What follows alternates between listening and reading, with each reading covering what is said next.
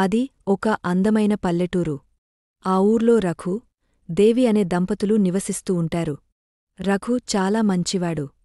ఆ ఊర్లో కూడా మంచి గౌరవం సంపాదించుకుంటాడు. దేవి చాలా గయ్యాలి. ఎవరిని దగ్గరకు రానియదు. దేవి, భోజనం రెడీ చేయు, నేను కాల్ కడుక్కుని వస్తాను.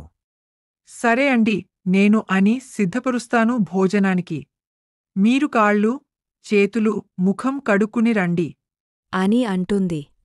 రఘుదేవి చెప్పినట్టుగానే కాలు, ముఖం చేతులు కడుక్కొని భోజనానికి కూర్చుంటాడు. దేవి అరిటాకులో అన్ని వడ్డిస్తుంది. రఘు తింటూ ఉంటాడు. ఈలోగా అక్కడికి రాజీ వచ్చింది. దేవిని గట్టిగా పిలవసాగింది. ఎందుకు రాజూ గట్టిగా అరుస్తున్నావ్? ఏంటి చెప్పు? ఎందుకు వచ్చావ్? అది కాదు వదినా, నువ్వు మా అన్నయ్య దగ్గర డబ్బులు తీసుకున్నావంట కదా. వడ్డీ కట్టలేదు, అసలు కూడా కట్టలేదు అంట. మా అన్నయ్య వచ్చి అడిగితే సరిగా జవాబు ఇవ్వట్లేదు అంట. ఏమైంది వదినా? తీసుకున్న డబ్బులు ఇవ్వాలి కదా. నేనేమీ ఊరు వదిలి పారిపోయానా? ఇక్కడే ఉన్నాను కదా. ఇష్టంలే, మీ డబ్బులు ఇవ్వనట్టు మాట్లాడుతున్నావ్ అని రాజీ పైన కోపపడుతుంది. చేసేదేమీ లేక రాజీ, ఈ గయ్యాళితో నాకెందుకులే అంటూ అక్కడి నుండి ఇంటికి వెళ్ళిపోతుంది. ఆ మాటలు విన్న రఘు అక్కడకు వచ్చి ఏమైందే అని అడుగుతాడు.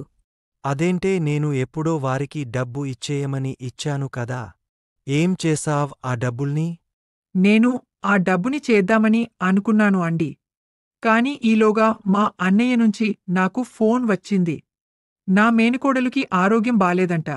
అందుకే ఆ డబ్బులు మా అన్నయ్యకి ఇచ్చేశానండి. తను వడ్డీతో సహా మనకు డబ్బులు ఇస్తానన్నాడు. ఏ విషయమైనా నాకు చెప్పాలి కదా దేవి.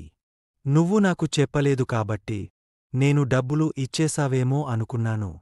అలా ఇంటికి వచ్చి అడిగే పరిస్థితి ఎప్పుడూ తెచ్చుకోకూడదు. పైగా నువ్వు రాజీతో కోపంగా మాట్లాడటం విన్నాను.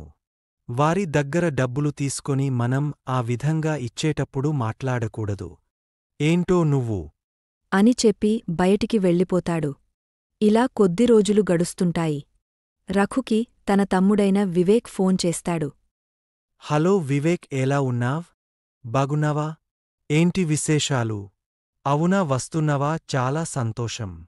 సరే, నేను వదినకి చెప్తాను నువ్వు వస్తున్నట్టు. బాయ్ రా, జాగ్రత్త. ఏంటండి, వివేక్ ఫోన్ చేశాడా? వస్తున్నాడా ఇంటికి? దేవి, చాలా రోజులు తర్వాత వివేక్ మన ఇంటికి వస్తున్నాడు. నువ్వు దయచేసి వివేక్ని ఏమీ అనకు. తనకోసం వంటలన్నీ చేసి పెట్టు. నేను ఇప్పుడే అలా పొలం గట్టుకు వెళ్ళి వస్తాను. అని పొలం గట్టుకు వెళ్ళిపోతాడు. దేవి మాత్రం సనుగుకుంటూ ఈ విధంగా అనుకుంటుంది. ఈ వివేక్ ఒకడు మా మీదే వచ్చి పడి తింటాడు. వీడికి ఎన్ని బాధలు పెట్టినా కూడా మళ్ళీ తిరిగా ఇంటికి వస్తాను అంటున్నాడు. ఏం చేస్తాం, నా కర్మ. అని అనుకుంటుంది. ఇంకా అప్పుడే వివేక్ బస్సుదిగా ఆ ఊర్లో అడుగుపెడతాడు. చాలా రోజుల తర్వాత ఆ ఊరు రావడంతో వివేక్ చాలా సంతోషిస్తాడు. ఎందుకంటే చాలా రోజులు తర్వాత తన అన్నయ్యని చూస్తున్నందుకు. ఆ సంతోషంతోనే ఇంటికి చేరుకుంటాడు. వదినమ్మ, బాగున్నావా? చాలా రోజులు అవుతుంది మిమ్మల్ని చూసి. నాకు ఈరోజు చాలా సంతోషంగా ఉంది. అన్నయ్య ఎక్కడ వదినమ్మ? వెంటనే అన్నయ్యని చూడాలని ఉంది. ఎందుకు వచ్చావు వివేక్ మళ్ళీ?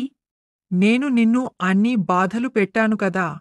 ఆ చిన్న వయసులో అయినా మళ్ళీ ఎలా రావాలనిపించింది నీకు? వస్తే వచ్చావు కాని మీ అన్నయ్య రాకముందే సాయంకాలం బస్సుకి వెళ్ళిపో. నీవల్ల మళ్ళీ మా ఇంట్లో గొడవలు అవడం నాకు ఇష్టంలేదు. మీరు నాతో ప్రేమగా మాట్లాడేసరికి మీరు మారారేమో అనుకున్నాను వదినమ్మ. నా వలన మీ ఇద్దరి మధ్య మనస్పర్ధలు రావడం నాకు ఇష్టంలేదు. మీరు చెప్పినట్టే నేను వెళ్ళిపోతున్నాను. ప్రేమ, దోమ. మీ అన్నయ్య దగ్గర ఏమీ అనలేను కాబట్టి అలా మాట్లాడాను. వెళ్ళవయ్యా త్వరగా, మీ అన్నయ్య రాకముందే అంటూ కసురుకుంటుంది. ఆ మాటలకు వివేక్ గుండె బరువెక్కుతుంది. బాధతోనే వెళ్ళడానికి సిద్ధమవుతాడు. అంతలోనే రఘు ఇంటికి వస్తాడు. వివేక్ను చూసి రఘు చాలా సంతోషిస్తాడు. వివేక్తో రఘు ఈ విధంగా అంటారు. ఏంట్రా చిన్న బాగున్నావా? చాలా సంతోషంగా ఉందిరా నిన్ను చూస్తుంటే. పెద్దవాడివి అయిపోయావు. ప్రయాణం అంతా బాగా జరిగిందా? అవును, ఎక్కడికి బయలుదేరావు? నేను చాలా బాగున్నాను. నాకు కూడా సంతోషంగా ఉంది అన్నయ్య మిమ్మల్ని చూస్తుంటే. వదినమ్మ మీరు పొలం దగ్గర ఉన్నారని చెప్తే వెంటనే మీ దగ్గరికి రావాలనుకున్నాను అన్నయ్య. దగ్గరికి వస్తున్నాను, ఈలోక మీరే ఇంటికి వచ్చారు. అని అంటాడు. దేవి మాత్రం ఈ విధంగా అనుకుంటుంది. ఇప్పుడే రావాలా ఈయన? ఏంటో ఇదంతా నా కర్మ. అని చిరాగ్గా ఉంటుంది. రఘు వివేక్ని లోపలికి తీసుకువచ్చి ఈ విధంగా అంటాడు. దేవి, ఇద్దరము కాలు చేతులు ముఖం కడుక్కుని వస్తాము. ఈలోగా భోజనం సిద్ధపరచు. అని చెప్పి వెళ్ళిపోతారు. దేవి భోజనం అరిటాకులో వడ్డిస్తుంది.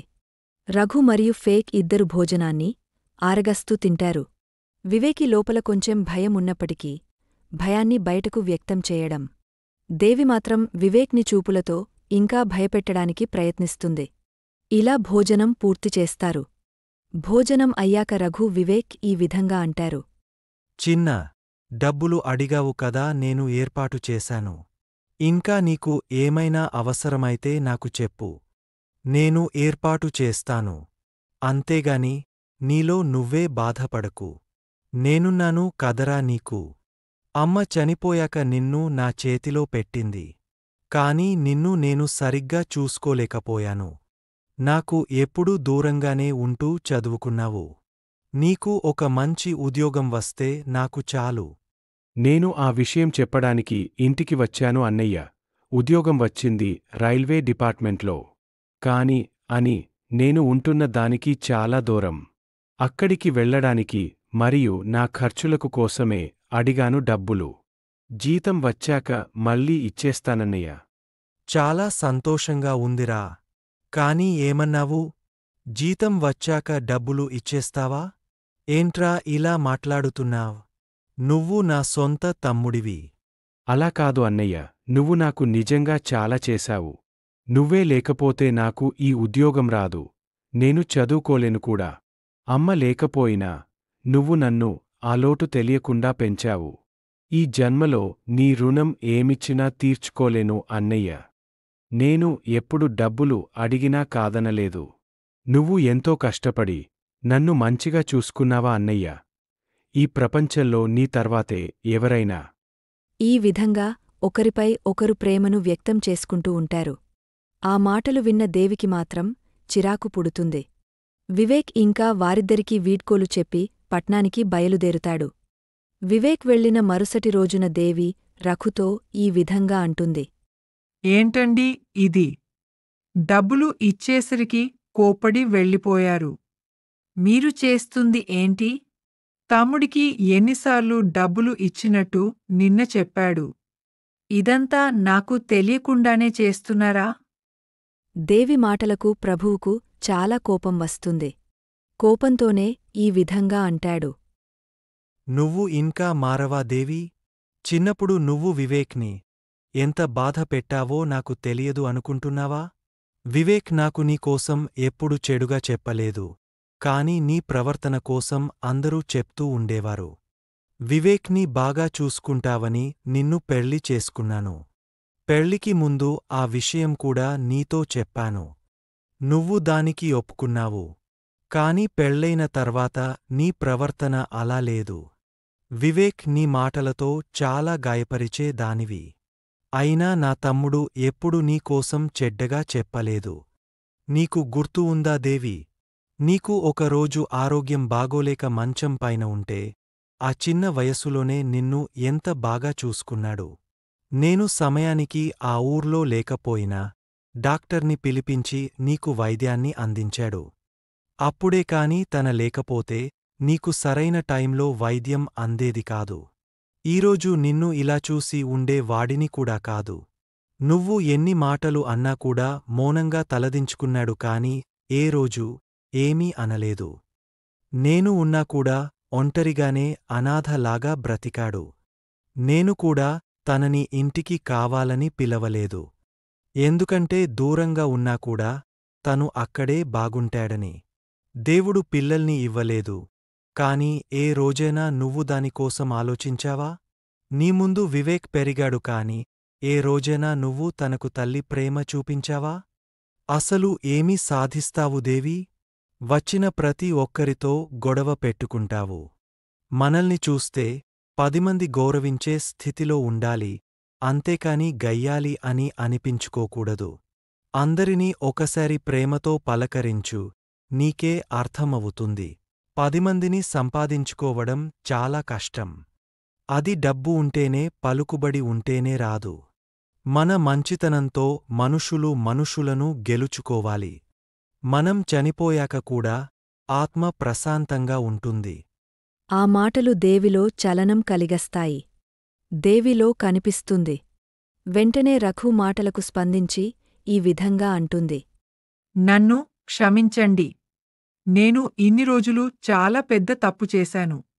నా కన్నులు కప్పబడి ఉన్నాయి. ఇప్పుడు నీ మాటలతో నా హృదయం అంతా బరువైంది. మనస్కు ఏదో తెలియని ఊరట కలిగింది. నిజమేనండి, నేను వివేక్ పట్ల ప్రవర్తించే తీరు అస్సలు బాలేదు. నాకు నేనే అసహ్యంగా కనిపిస్తున్నాను. అని దేవి తప్పు అని తెలుసుకుంటుంది. ఇంకా ఆ రోజునుంచి దేవిలో చాలా మార్పు వస్తుంది. అందరితో సరదాగా ఉంటుంది, ప్రేమను చూపిస్తుంది. వివేక్ని కూడా ఇంటికి పిలిచి తనకన్నా కొడుకులా చూసుకుంటుంది. చూశారు కదా ఫ్రెండ్స్, ఈ స్టోరీ మీకు నచ్చినట్లయితే please like, share and subscribe. Thanks for watching many stories.